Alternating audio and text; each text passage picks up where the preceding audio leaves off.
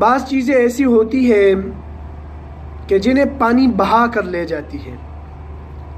مثال کے طور پر کاغذ، درخت یا گھاس پھوس وغیرہ، ان چیزوں کو پانی بہا کر لے جاتی ہے۔ یہ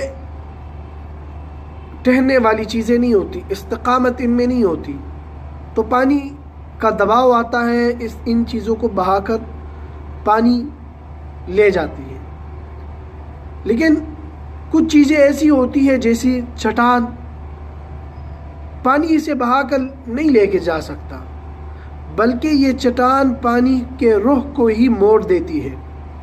تو میرے بھائیوں دوستوں، مسلمان ہونے کی وجہ سے ہم مسلمان ہیں، ایمان والے ہیں، پکا ایمان ہے ہمارا اللہ اور اس کے رسول کے اوپر، تو ہمیں چٹان بننا چاہیے، تاکہ اگر دنیا کے کچھ فسادات